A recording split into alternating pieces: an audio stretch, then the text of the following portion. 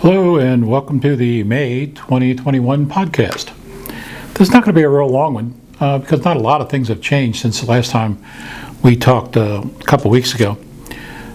First thing on my list here is tell your students who you are. We get a ton of phone calls in saying, I need to repeat my CPR class, and we'll say, okay, did you come here to Paramedical Personnel in Maryland in Forest Hill? And they go, oh no, I had a different instructor. We said, okay, who was your instructor? Well, I don't know. And they kind of somehow think that we know every instructor's class and when it's being held, and which we don't, because you guys are all independent contractors. So if you make sure that your students have your name and number, because remember, that's not listed anywhere on the card, your name is. And a lot of times we'll say to them, well, do you have your card in front of you? If you can give us the name off the card or the instructor number off the card. We can pull that back up, and then we give them your name and your phone number so they can recontact you. But sometimes that takes quite some time to get that through. An easy way, if you give them a sheet of paper that explains to them how to get your card off the internet when you send it to them, you can get your peel and stick labels and print your information on that, and then peel and stick that onto that piece of paper. Or when you're making copies, make copies with all that information on it, where they can actually maybe cut that and put that in their wallet, something that you can give them so they know who to get in touch with come the next time.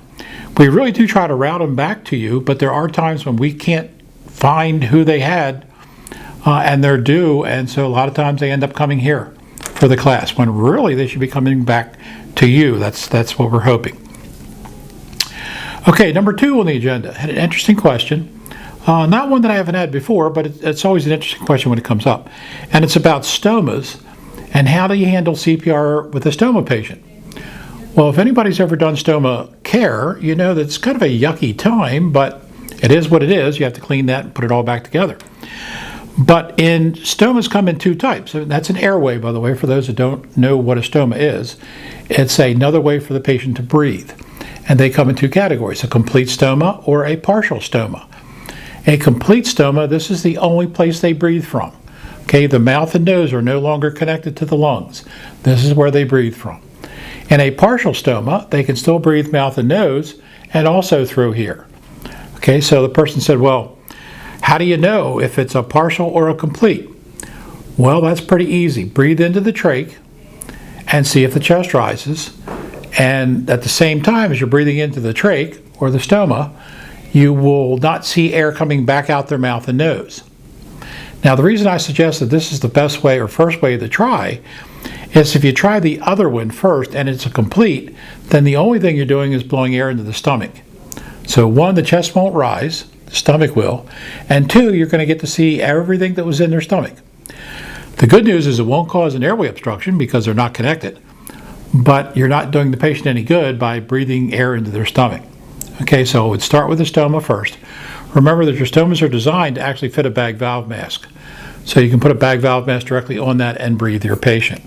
Kind of the best way around the thing, and best of both worlds, really. So that's question asked and answered in reference to stoma patients.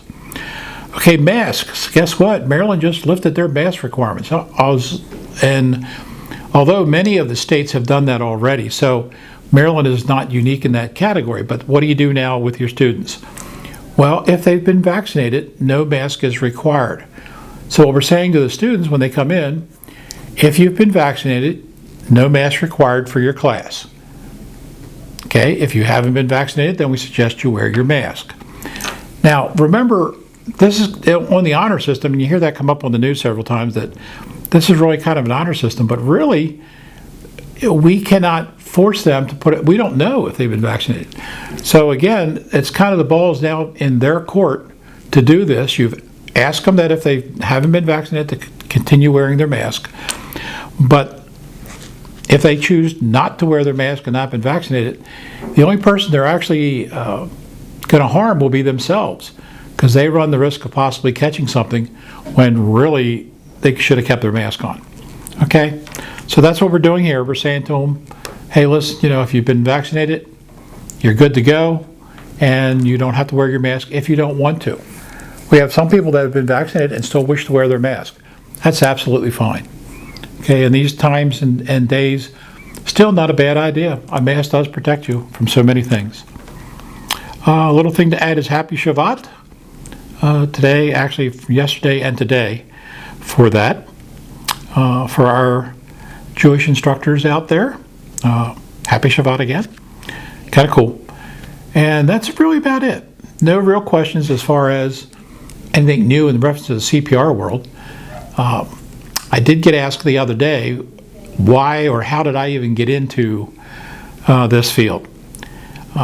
It started many years ago, back in 1970, when I was going to school at Old Dominion University.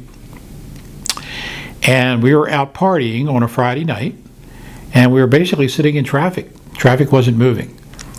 And I was looking over the back seat out the front window of the car we were in, and my buddies Jerry and Jerry, one spelled with a J, one spelled with a G, were the front occupants there. Jerry, one of the Jerrys was driving, I can't remember who now.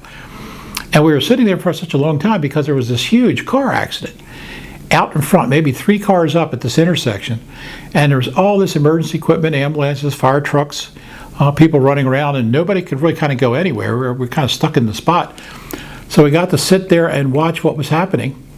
And it really dawned on me that instead of sitting in the car, they're just watching what they're doing, that really I should be out there doing something, that I should be out there helping with those people that are injured in that car accident.